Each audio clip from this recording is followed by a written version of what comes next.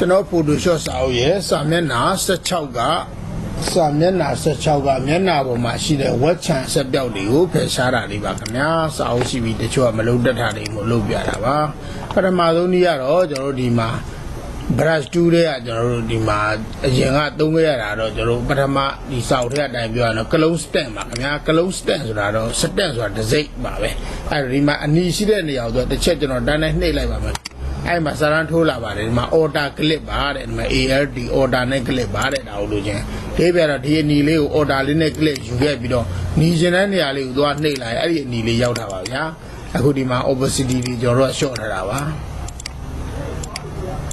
အနီလေးကို order နဲ့နှိပ်ယူညီကျင်တဲ့နေရာသွားပို့ရင်ဒီမှာညီတာပါနှခမ်းနေပုံစံပါဒီမှာခင်ဗျာအဲ့ဒါလိုပါပဲကျွန်တော်တို့က net ချင်တဲ့နေရာကို order နှိပ်ယူ net အနက်ရှိတဲ့နေရာကို order နဲ့နှိပ်ယူ net ချင်တဲ့နေရာကိုသွားပို့လိုက်ရင်အဲ့ဒီအနက်ရပါတယ်ခင်ဗျာ clone stamp 2ပါအဲ့တော့ကျွန်တော်တို့က control z control order z ဆိုပြီးတော့တစ်ဆင့်ချင်းများဖြုတ်ပြပါမယ်အဲ့တော့အရင်ကဘယ်လိုလုပ်ရလဲဆိုတော့အခုဒီမှာပုံကြီးချက်ပြပါတယ်ဒီအဆက်ပြောက်လေးကိုဖြတ်ဖို့ရအတွက်သူကဒီဘေးနားနေ order ကလေးလုပ်ပြီးတော့ဒီပေါ်သွားဖို့ရတာပါခင်ဗျာအဲ့တော့ဒီမှာအဝိုင်းကွက်ကြီးထင်ပါတယ်အဲ့တော့မထင်အောင်လို့ကျွန်တော်ခုနလိုလှုပ်ထားလို့ opacity တွေ short ပေးရတာပဲ short ပြီးတော့ကြွကြွနေရတာပေါ့အချက်ပေါင်းများစွာအဲ့လိုနေရတာပါခင်ဗျာအလူစိတ်ရတာပေါ့မျက်နှာဘောကအဆက်ပြောက်တွေကိုကျွန်တော်တို့ပြင်နေတာတော့ပထမနည်းပါခင်ဗျာအဲ့တော့သူကဒိဗေကတော့ကျွန်တော်တို့ဒီကောင်းနေတဲ့တန့်စင်တဲ့နေရာဟာတွေနဲ့ဒီမတန့်စင်တဲ့အပြောက်ကိုသွားပြီးတော့အုပ်ထားပါခင်ဗျာအုပ်တဲ့နေရာမှာ order လေးတစ်ချက်နှိပ်ပြီးတော့ယူခဲ့ပြီးတော့ဒီပေါ်မှာကြောက်ကြောက်သွားနေရတာပါခင်ဗျာအာဆိုတော့ဒီမှာအဆက်ကတဖြည်းဖြည်းနဲ့ပြောက်သွားပါပြီလက်ကအချက်50လောက်လုံးမှတော့ပျောက်သွားတာပါနောက်တနည်းကတော့ကျွန်တော်ခုန brush tool တွေက patch tool လေးပါခင်ဗျာ PADCH patch ပါခင်ဗျာ patch tool ကတော့သူဒီမှာဝက်ချန်ပြောက်ကြီးကိုဒီလိုမျိုးဝိုင်းလိုက်ပါတယ်ခင်ဗျာပြီးတော့ကောင်းတဲ့နေရာဘက်ကိုလို့ပို့လိုက်တာနဲ့သူကအဲ့ကောင်းတဲ့နေရာအသားတွေကဒီကိုဝင်လာတာပါခင်ဗျာဝက်ချန်ကိုဝိုင်းစလက်ပြီးရင်ကောင်းတဲ့နေရာပို့ပတာပါပဲခင်ဗျာသူကပို့ပြီးတော့ညဆမ်းပါတယ်ခင်ဗျာအသုံးပုံများပါတယ်သူကကျွန်တော်တို့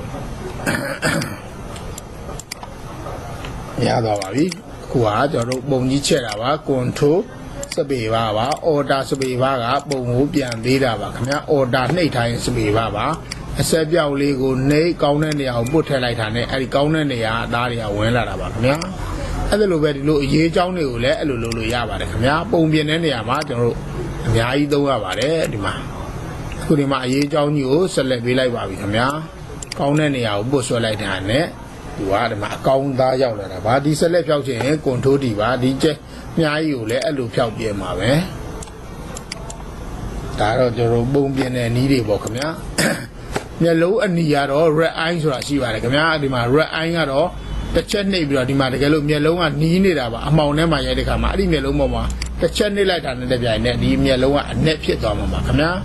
ဒါတော့ခုကမနီလို့မို့အပြောင်းလဲမရှိတာပါခင်ဗျာအဲ့တော့ခုန patch tool နဲ့ဒီဟာတွေကိုလည်းအရစ်တွေကိုပါမျက်နှာရစ်တွေပါဖြောက်ပြလို့ရပါတယ်ခင်ဗျာမျက်နှာရစ်တွေကိုလည်းကျွန်တော်တို့ကအဲ့လိုပေးပြီးတော့ကောင်းတဲ့သားကိုဒီလိုမျိုးလုပ်လိုက်တာနဲ့အကောင်းသားဖြစ်သွားပါတယ်ခင်ဗျာကျွန်တော်တို့အရင် CA3 မှာပေါ်လာတဲ့ကျွန်တော်တို့ control Z တွေပြန်လုပ်ပါမယ်လေ့ကျင့်စရာမရှိတော့လို့ control Z တွေပြန်လုပ်ပါမယ်ခင်ဗျာ order စပေပါဆိုရင်ပုံကပြန်သေးသွားတာပါ control Z control order Z ပါခင်ဗျာတစ်စင်ချင်းနှိပ်ချင်တော့ order ကို control နဲ့ order ကိုနှိပ်ထားရင် Zနဲ့လုပ်ထားပါခင်ဗျာမူလအတိုင်းပြန်ပြောင်းလုပ်ထားပါခင်ဗျာ control order Z ပါခုနကလစ်တာတွေအများကြီးကိုသူပြန်ဖော်နေရတာအဲ့ဒါတွေကို setting ပေးထားလို့ရပါတယ်ဘယ်နှခုထိရမယ်လို့ထားပါတယ်ခင်ဗျာကျွန်တော်တို့ခုပုံကြီးချက်ပါမယ်နှစ်ဖူးကိုကြီးခြင်း control စပေပါနှိပ်ပြီးနှစ်ဖူးနေအောင်ဒီလိုမျိုး range ပေးလိုက်တာပါပဲခင်ဗျာခုဒါမျက်နှာထိအောင်ကြီးမှာပါအဲ့တော့ကြတော့ကျွန်တော်တို့အခု support healing brush 2ပါခင်ဗျာသူကတော့ခုနကကျွန်တော်တို့ step နဲ့ပြောင်းပြန်ပါခင်ဗျာသူကဒီအမဲပေါ်ဝက်ချံပေါ်ကိုကျွန်တော်ပုံကြီးထပ်ချက်ပါမယ်ဝက်ချံပေါ်ကိုနှိပ်လိုက်တာနဲ့တပြိုင်နဲ့ဘေးကကောင်းတဲ့အသားတွေကသူ့ပေါ်ကိုလာစုတာပါခင်ဗျာ support healing brush 2ပါဒီမှာကျွန်တော်တို့ site ကိုကြည့်ရင်တော့သူကထောင်ဝင်းအဖွင့်ပိတ်ပါပဲခင်ဗျာ support healing brush 2ပါခင်ဗျာ control 8တွေပါနေနှိမ့်မိရင် မရပါဘူး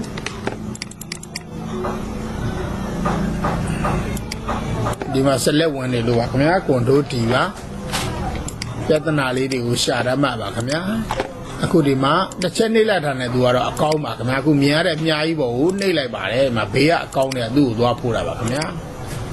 နောက်တစ်ခါကျွန်တော်တို့ပုံပြင်နည်းလေးကတော့ဒီမှာအဖွားကြီးရဲ့မျက်နှာတွေမှာဒီမှာအရေးကြောင်းတွေအလျားလိုက်ဖြစ်ကျွန်တော်တို့အလျားလိုက်ပို့ပေးပါခင်ဗျာတုံတိုင်းပါဗျာဒါမှသဘောတရားအရာပို့ပြီးဆင်ပြေတာပါအဲ့လိုလျားလိုက်ပို့ပေးရပါအခုဒီမှာမျက်ရည်ကြည့်ပါခင်ဗျာမျက်ရည်ကြည့်တိုင်းဒါခုကျွန်တော်သုံးနေတာခုနောက်ဆုံးပြောတာ sport haley ပါခင်ဗျာဒီလိုမျိုးမျက်ရည်ကြည့်တိုင်းပို့ပေးလိုက်တာပါခင်ဗျာပို့ပြီးတော့သူကဆင်ပြေပါတယ်အဲ့လိုမျိုးပို့ပေးလိုက်ဒါပေမဲ့လည်းရှိတဲ့လောက်ကတော့ရှိမှာပါခင်ဗျာမရှိတဲ့လောက်မရှိရင်သူကပကြီးကားကြီးနဲ့တူသွားမှာပါဒါဆိုရင်တော့သူအရေးကြောင်းနေမရှိတော့ပါဘူးပြောက်သွားပါပြီခင်ဗျာ Sport Haley Brush 2ဟာပြန်ပြောရင်တော့ကျွန်တော်တို့ပထမဆုံးပြောရတဲ့ Cologne Stand 2ဟာကျွန်တော်တို့လိုချင်တဲ့နေရာအသားတွေကိုဒီအမဲအညိုရောင်ဆိုရင်အညိုရောင်ကိုဒီဘက်သွားဖိုးတာပါအနီရောင်ကို order နဲ့နှိပ်ပြီးတော့หนีချင်တဲ့နေရာကိုသွားနှိပ်တာပါဒီမှာအနီရောင်ကိုနှိပ်ပြီးရင်ဒီဘက်ကိုသွားနှိပ်လိုက်ရင်ဒီမှာหนีတာပါခင်ဗျာ opposite တွေ short ထားလို့ပါအနီရောင်ကိုဒီမှာအင်ကြီးအနီရောင်ကြီးကို order ကလစ်ဒီဘက်ကိုနှိပ်လိုက်ရင်ဒီမှာအနီရတာပါခင်ဗျာဒုတိယတစ်ခုကတော့ကျွန်တော်တို့ page 2ပါခင်ဗျာကျွန်တော်တို့ကောင်းကျင်တဲ့နေရာကိုကွက်လိုက်တာပါမကောင်းတဲ့နေရာကိုကွက်လိုက်တာကောင်းကျင်တဲ့နေရာဆိုတော့မကောင်းတဲ့နေရာပါပဲ page 2ပါခင်ဗျာမကောင်းတဲ့နေရာကိုကွက်ပြီးတော့ဘေးကိုကောင်းတဲ့နေရာပဲပို့ဆွဲလိုက်တာနဲ့အဲကောင်းတဲ့အသားတွေကဖို့ပေးတာပါခင်ဗျာတတိယကတော့ကျွန်တော်တို့ဂွန်ဒိုဒီနဲ့ဆက်လက်ဖြောက်လို့ရပါတယ်တတိယကတော့ကျွန်တော်တို့ Sport Haley Brush 2ကတော့ဝက်ချံပေါ်တဲ့နှိပ်ချလိုက်ရုံပါပဲဘေးကကောင်းတဲ့အသားတွေကလာစုပေးတာပါခင်ဗျာ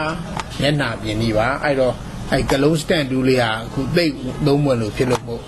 တခြားနေရာတွေကြာရင်တော့သူကသုံးဝင်ပါတယ်ခင်ဗျာအခု Cologne Stand 2ကိုနောက်တနည်းကျွန်တော်တို့သုံးကြည့်ပါမယ်အဲ့တော့ကျွန်တော်တို့ဒီကိုရင်လေးကိုကျွန်တော်တို့က Cologne Stand 2နဲ့ယူလိုက်ပါတယ် brush side ကိုဒီလိုကြီးလိုက်ပါတယ်ခင်ဗျာ order ကိုနှိပ်ပြီးကိုရင်လေးကိုဒီလိုမျိုးတစ်ချက်နှိပ်လိုက်ပါတယ်ဒီမှာကျွန်တော်တို့မှားနေပါတယ်ဒါပါလဲဆိုတော့ Haley Brush 2တဲ့ automatically ဖြစ်နေပါတယ် sorry ပါဒီမှာ close stand 2မယူရသေးပါဘူး okay ပါခု close stand 2ကိုယူလိုက်ပါပြီပြီးရင် order click လိုက်ပါတယ်ခင်ဗျာပြီးရင် control တက်နဲ့နောက်တစ်ပုံစီကိုသွားပါတယ်ဒီပုံပေါ်မှာချပါမယ်လေယာအသစ်ကလေးတော့ယူလိုက်ပါဦးမယ်နေယူလေယာယူလိုက်ပါတယ်ပြီးရင်တခါတည်းတောက်လျှောက်ဖိဆွဲလိုက်တာပါခင်ဗျာတောက်လျှောက်ဖိဆွဲလိုက်တာနဲ့လည်းပြိုင်နဲ့ခုနကကျွန်တော်ဝက်ချံပြောက်တဲ့နီးမှာသုံးခဲ့တဲ့ clone stand 2ဟာပုံတစ်ပုံကို automatic ပွားပေးပါတယ်တောက်လျှောက်ဖိဆွဲတာပါခင်ဗျာ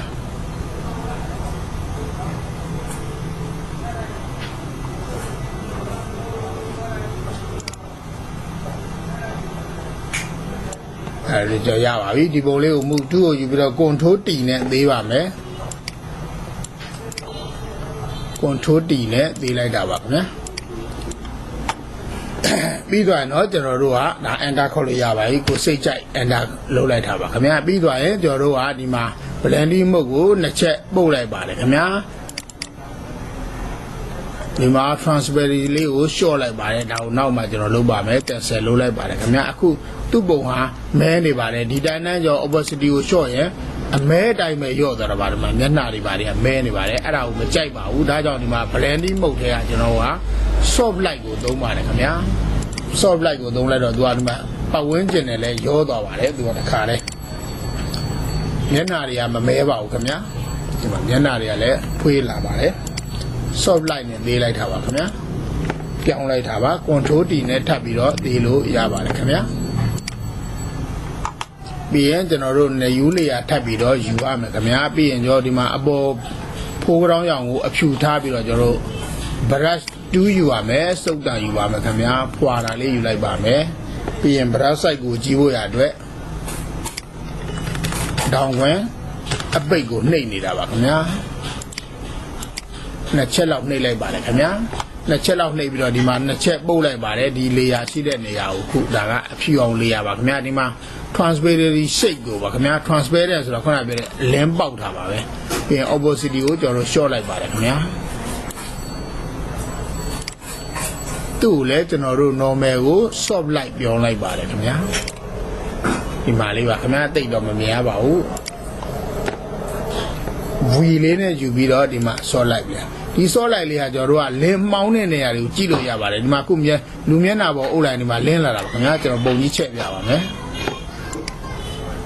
လင်းလာပါတယ်ခင်ဗျာလက်နေမီထိုးကြည့်သလိုလင်းလာတာပါဒါ opacity short ထားလို့ပါ opacity များလိုက်ရင်ပို့ပြီးတော့ဒီမှာလင်းပါတယ်လက်နေမီထိုးသလိုလင်းလာတာပါခင်ဗျာ opacity ကိုပြန်လျှော့လိုက်ပါမယ်